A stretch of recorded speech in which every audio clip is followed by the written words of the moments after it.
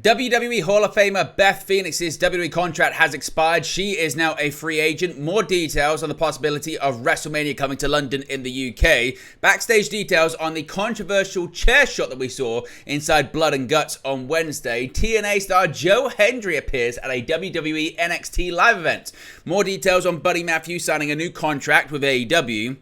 The Bloodline are the brand new #1 contenders for the WWE Tag Team Championships after winning a gauntlet on SmackDown. Logan Paul has promised a surprise for LA Knight at SummerSlam. Jon Moxley has been granted time off by All Elite Wrestling. AEW's broadcast partner Warner Bros. Discovery has filed a lawsuit against the NBA as the discussion over media rights continues. Bobby Lashley and MVP, they are still expected to leave WWE. We'll let you know all of the details on that. Mark Briscoe is still the Ring of Honor World Champion after retaining the title at Death Before Dishonor. Death Triangle appear and wrestle a match in CMLL at Arena Mexico. MJF also makes an appearance with the brand new AEW American Championship. Athena retains the Ring of Honor Women's World Championship at Death Before Dishonor. Meiko Satomura officially announces her retirement for next year in 2025. Darby Allin wins the Royal Rampage last night on AEW Rampage. Dustin Rhodes and the Von Erichs will challenge for the Ring of Honor 6-man tag team titles at Battle of the Belts. Red Velvet is the brand new Women's TV Champion in Ring of Honor. Lee Moriarty wins the Ring of Honor Pure Championship. Legit Layla Hirsch defeats Diamante in a bloody Texas death match. And the Undisputed Kingdom retain the Ring of Honor Tag Team titles.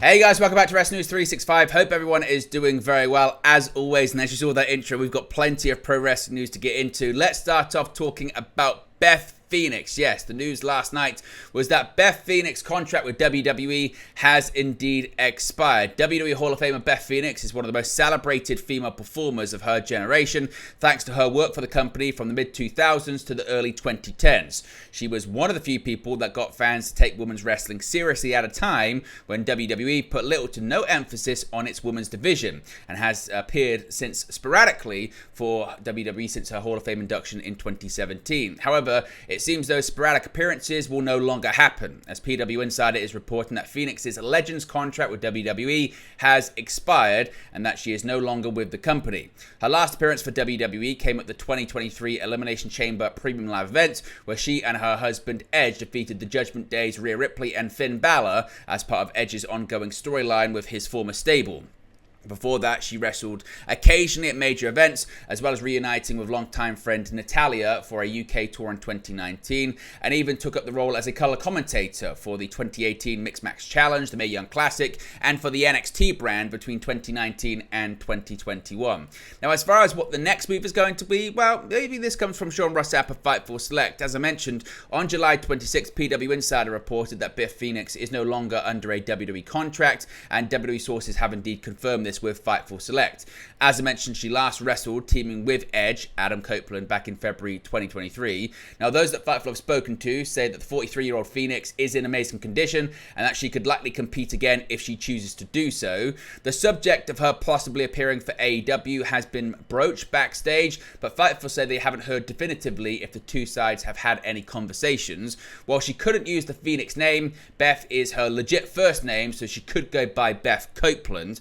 Now, Fightful say while they've not heard of any imminent plans, one AEW source indicated that if she were to come on, it would likely be when her husband Adam Copeland returns from injury. Beth has been backstage at multiple AEW shows. So, of course, we get any more details on that, of course, we'll let you know in the future. Now, WrestleMania in London. It's been a big week, hasn't it, when it comes to the possibility of the first international WrestleMania event. WWE WrestleMania to London is looking more likely than ever. The London government, as opposed to WWE or their PR, reached out to a number of media to announce that Triple H and Nick Khan have made the trip to London to discuss the possibility of WrestleMania in the city. Since then, Fightful Sean Ross Sapp has spoken with a number of sources about the situation. It was reiterated from WWE's side that nothing is set in stone just yet, but that the conversations were productive, and WWE reached out after the city publicly spoke about their desire to bring the event to London. However, nothing is on the books as of yet, and they're still open to conversations elsewhere. It was noted to Fightful that as of Money in the Bank 2023, when John Cena spoke about bringing WrestleMania to London, there were not any plans as of that point to bring the show to the city. At that point, London had not made the same commitments to WWE to bring a show of that scale that others have. However, it was said that the demand immediately following the event was heard, quote, loud and clear, and likely encouraged the city to publicly show interest. Las Vegas in 2025 is already confirmed for WrestleMania, and Indianapolis has a future date locked in. Saudi Arabia and London both have shown interest, and Minneapolis was in the running for 2025 until they landed a 2-night SummerSlam. Regarding why Sadiq Khan, as you can see in the picture, the Mayor of London, was gifted a very tiny WWE bout, no one actually knows why that is the case. But if we get any more details, of course, we'll let you know. Now, this was quite controversial and contentious, wasn't it? It was the chair shot to the head during Blood and Guts on Wednesday. Now, AEW's answer to War Games Blood and Guts has been one of the promotion's signature matches since it was first performed in 2021. And appropriately, it's a match that has expected to involve higher than usual amount of pro wrestling violence. This year's match, however, which main evented Wednesday's episode of AEW Dynamite, has drawn criticism for a devastating chair shot delivered to TNT champion Jack Perry, while both of Perry's wrists were handcuffed to the surrounding cage, rendering him unable to protect himself with his hands. Since then, details about the spot have begun trickling out, and while AEW's executive leadership have assured its fan base that Perry is fine, they're also refusing to fully explain the situation. Quote, all I know is Jack is fine, and that's all that matters, AEW EVP Nick Jackson said in an interview with Sports Illustrated's Justin Barrasso on Friday. We know the risk we're taking in the ring, and it wouldn't have happened if he wasn't prepared for it. Barrasso also reported that multiple contacts in AEW confirmed that it was a gimmick chair, meaning that the chair had been manipulated in advance to maximize Perry's safety. The day before Barrasso's interview was published, AEW CEO Tony Khan was asked about the unprotected chair shot during the media call for Ring of Honor's upcoming Death Before Dishonor pay-per-view. Quote, I do like to leave some of the art of this and some of the kayfabe of this in wrestling, and I think that's the best way to do it, Khan said. I don't think all these spots are created equal. There's different spots, different ways to do things. There's definitely some mystery to be left to how things are done, and how things might be done now, not might be the same way they were done 25 years ago. Now, despite these assurances from Khan and Jackson, members of the wrestling industry have criticized the decision, most notably WWE commentator Corey Graves, who referenced the fact that he was forced to retire from in-ring competition due to concussion issues in a since-deleted social media post. However, some have said if the chair was gimmicked, then it shouldn't be a problem. What are your thoughts regarding all of this? Let me know your thoughts about it in the comment section below. Now, Joe Hendry, say his name when he appears at NXT live events for WWE now. At last night's NXT house show in Davenport, Florida, there was a very special guest from TNA Wrestling who popped by. Joe Hendry, say his name and he appears. It seems last night at an NXT house show, someone summoned Joe Hendry. Hendry popped up at the NXT house show, as documented by fans in attendance. He teamed up with Shiloh Hill and Javon Evans in a six-man tag team match against Gallus. Hendry, of course, has made several crossover appearances as of late, and is set to have another big showing at the upcoming first week of the NXT Great American Bash this coming Tuesday, where he's going to have a live concert.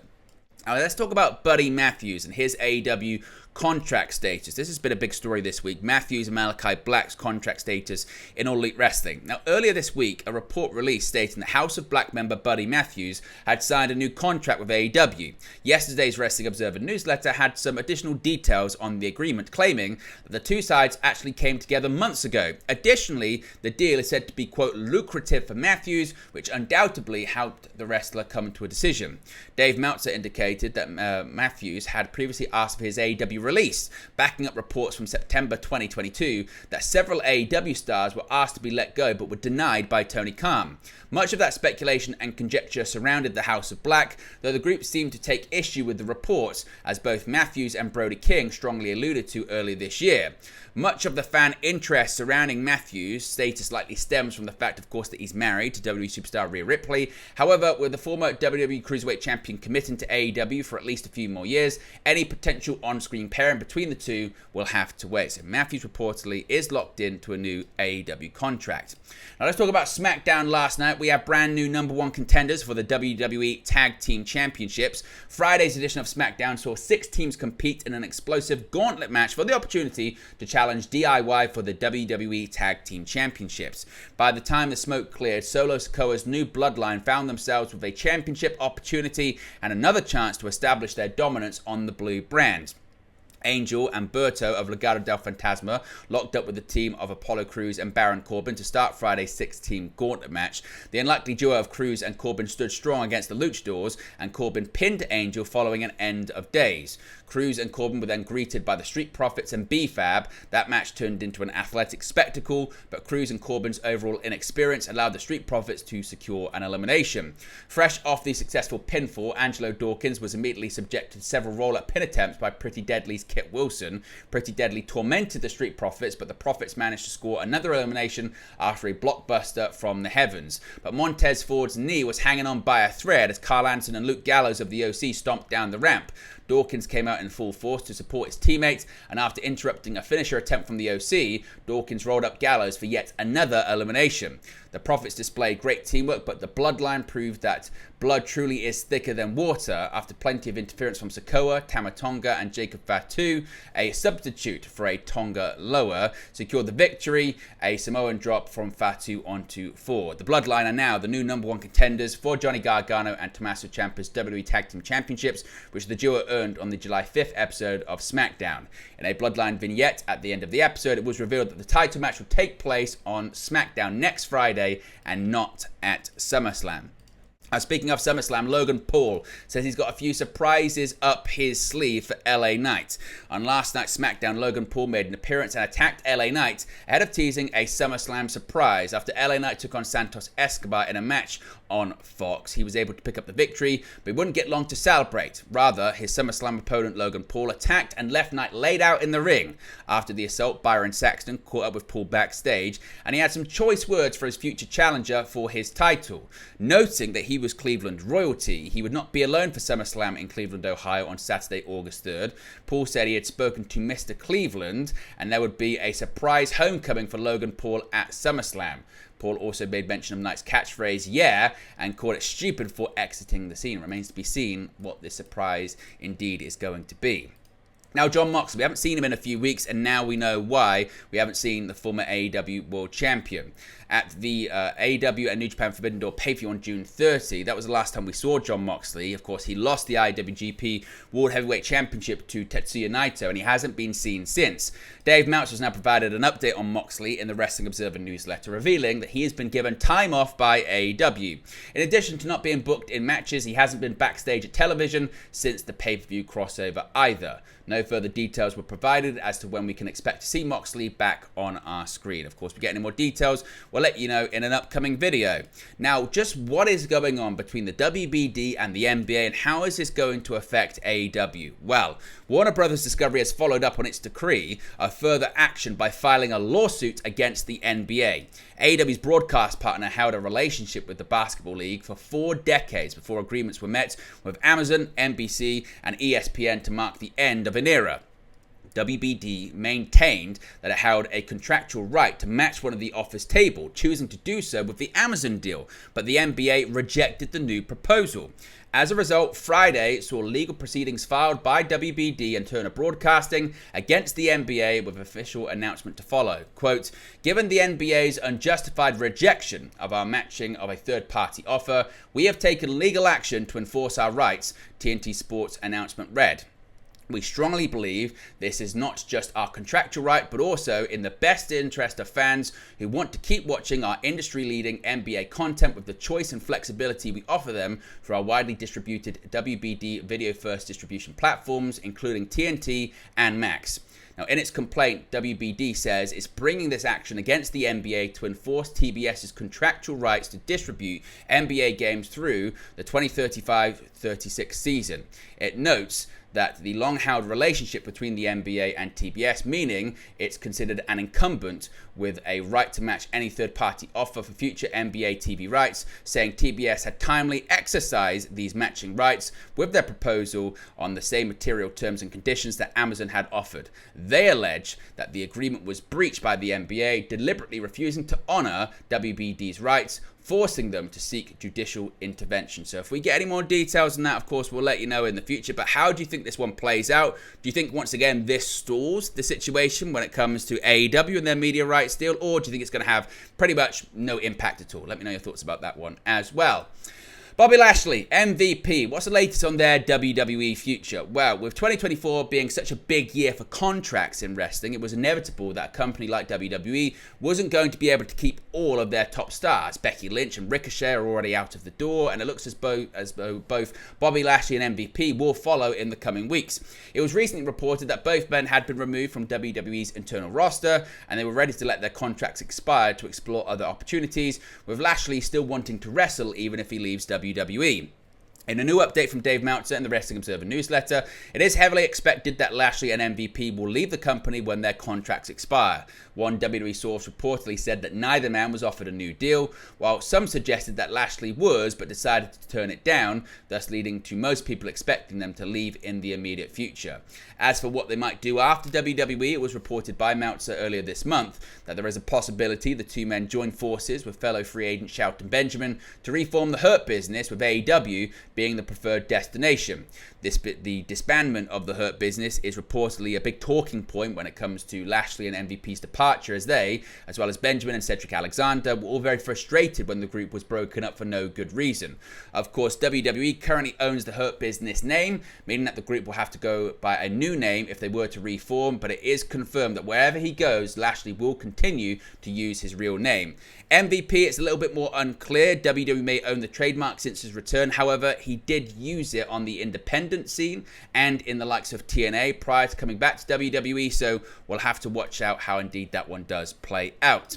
Now, Ring of Honor Death Before Dishonor was last night, and Mark Briscoe is still the Ring of Honor World Champion. Mark Briscoe remains your Ring of Honor World Champion after defeating Roderick Strong at Ring of Honor Death Before Dishonor. Briscoe defeated Strong on last night's show to retain the title, defeating Strong with Froggy Bow. Briscoe's world title reign stands at 113 days, having won the title from Eddie Kingston at the Ring of Honor Supercard of Honor pay-per-view event back in April. Now, we've seen a lot of crossover recently, haven't we, between AEW and CMLL, and that continued last night. Death Triangle appeared in CMLL. Death Triangle, that being Pac, Penta El Zero Miedo, and Rey Fenix, made their CMLL debut as a trio against a team of three of CMLL's top stars, Mystico, Volador Jr., and Mascara Dorada, under a 2 out of 3 falls match on CMLL's Friday show. After a dynamic and heated match in front of the sold-out crowd in Arena Mexico, the third fall came when Volador Jr. and Mascara Dorada tried to pin Penta El Zero Miedo and Rey Fenix. However, Pac shoved the referee to the side to stop the count and went ballistic. Pac hit a low blow kick on Volador Jr. and Mascara Dorada, but the referee did not catch the action. However, the referee did catch Pac taking off Mascara Dorada's mask, causing the referee to end the match via disqualification. Death Triangle also took Mystico's mask off after the match and stood tall to end the broadcast. Now, this was Pac's debut for the promotion, while the duo known as the Lucha Brothers wrestled their first match for the company since January 25, 2019. So maybe it's not the end of Death Triangle in Arena Mexico. Now, speaking of AEW involvement, the American champion MJF also appeared last night. MJF likes going to Mexico. As previously announced, AEW International Champion MJF will defend the title at the CMLL Venice E-Spectacular event on August 2nd. MJF then unveiled the AEW American Championship, and Templero won a tournament to earn a title shot. MJF appeared in a video message at last night's CMLL event and sent a message to his upcoming opponent. He said, quote, "That's right, baby. Look at that gorgeous bout. It's perfect. Templero, congratulations, buddy. Congratulations. You have won a tournament at the biggest opportunity of all time.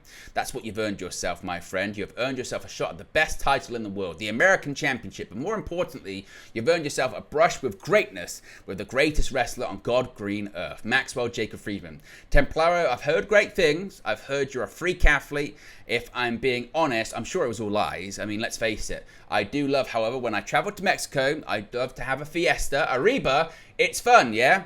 But if I'm being honest, the real reason I love going to Mexico is because I get to wrestle luchadors. And the reason I love to wrestle luchadors is because when I get in that ring, it ain't a fiesta, baby. It's a siesta. I mean, it's easy pickings. All of you luchadors, you're slow, you're plodding, you're dumb, your mask looks stupid. It's the easiest time of my life. Then afterwards, I'm going to have myself some great food. You guys have great food. Granted, our food is better, but it's fine. It's fine. I'm excited, Templaro, to give this opportunity of a lifetime. August 2nd, you, my friend, are going to get to wrestle an American hero. And for that, Templaro, and for the fact I'm probably going to beat you in 5 seconds, you'll get to go home nice and quick to your family, and you can thank me later. So we'll wait and see what happens when MJF arrives in Arena Mexico.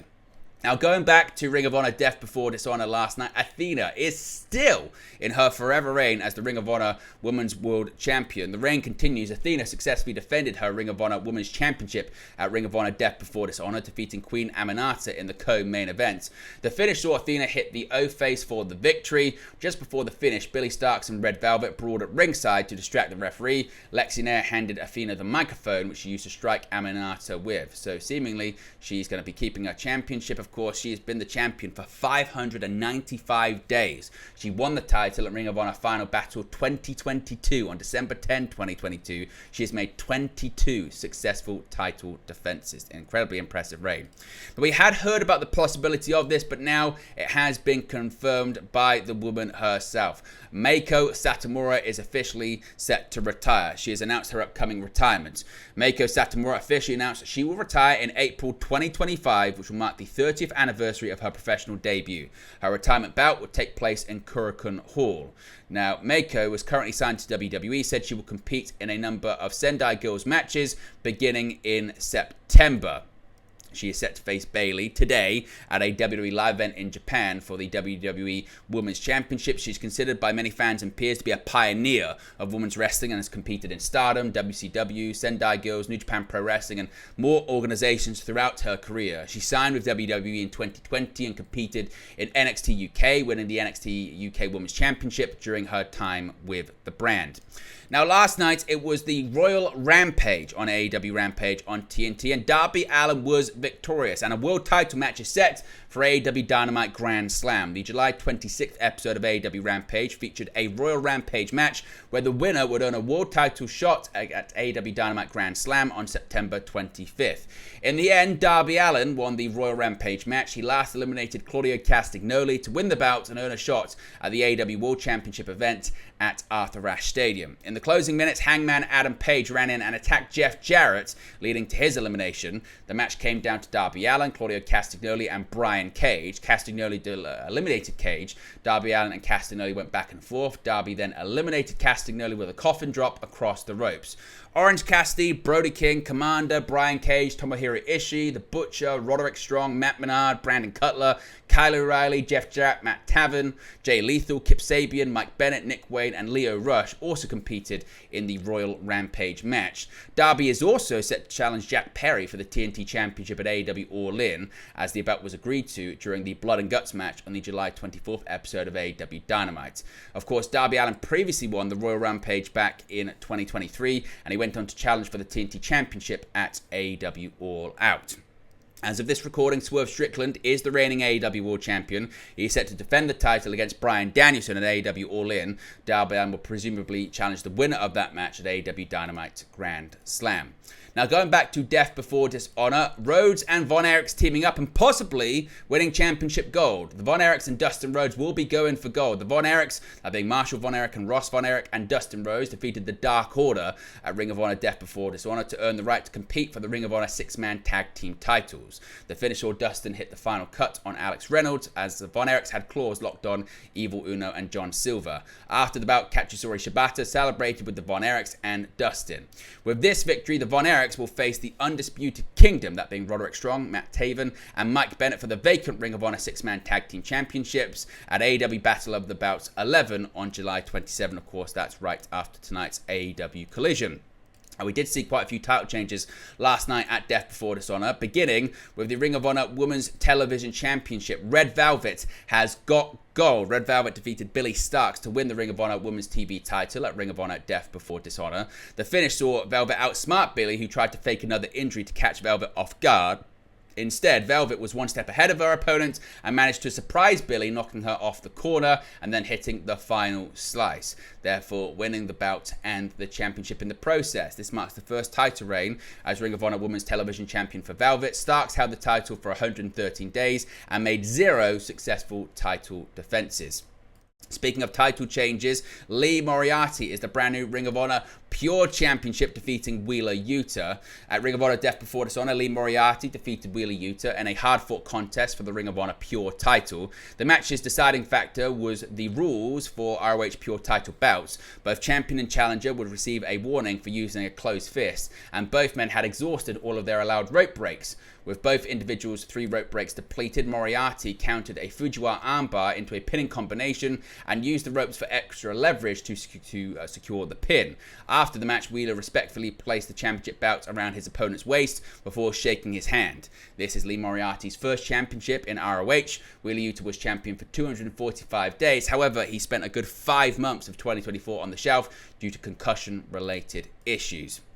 Now, Layla Hirsch won a bloody and violent Texas death match last night at Death Before Dishonor. Ian Riccaboni called it the most violent women's match in Ring of Honor history, and even the winner needed medical attention immediately after. Still, Layla Hirsch defeated Diamante in a Texas death match at Ring of Honor Death Before Dishonor. Thumbtacks, tables, ladders, chairs, duct tape, barbed wire, and more were used in this violent affair, and both women were not afraid to bleed to prove that they were the toughest on the Ring of Honor women's roster. Still, in the end, Layla Hirsch, with an uncharacteristic moonsault from the top of the ladder through Diamante, who was duct taped to a table, would secure her victory, as Diamante could not answer the 10 count. Unfortunately for Hirsch, her arm appeared to be actually hit the ladder on the way down, and she was visibly holding onto her arm from the moment she came off the ladder and received immediate medical attention from AEW's Doc Sampson. Of course, if we get any more details on her condition, we'll let you know in a future video. And finally, the Undisputed Kingdom are still the Ring of Honor Tag Team Champions, just by the skin of their teeth. Mike Bennett and Matt Taven, with help from Don Callis and Kyle Fletcher, retained the Ring of Honor Tag Team Championships at Death Before Dishonor. Tomohiro Ishii and Kyle O'Reilly gave the current Ring of Honor World Tag Team Champions everything they could handle, when the Undisputed Kingdom suddenly received unexpected help from Don Callis and the former Ring of Honor World Television Champion Kyle Fletcher. Fletcher immediately targeted Kyle O'Reilly, while Don Callis distracted the referee. Mike Bennett uppercutted his former friend in the balls with a low blow and rolled him up for the victory. After the match, the Undisputed Kingdom still tried to invite Kyle into the ring for a celebration, which of course he declined. So we'll see what happens there. Of course, Kyle Fletcher and Kyle O'Reilly have been in the ring several times over the past few months as part of a tag team and trios bouts, but it was not clear why Kyle Fletcher chose to target Kyle O'Reilly at the moment. But there you go, guys. Latest pro wrestling news for you. Be sure to smash a like on the like button. Be sure to subscribe, bottom right hand corner. As always, let me know your thoughts in the comment section below, and I'll speak to you again very, very soon. Hey guys, thank you for watching, listening, streaming, or however you come across this video today. Be sure to click on the video on the right there to watch our next video, or click the bottom there to subscribe, or the bottom right hand corner. Thank you very much, and I'll speak to you again very soon.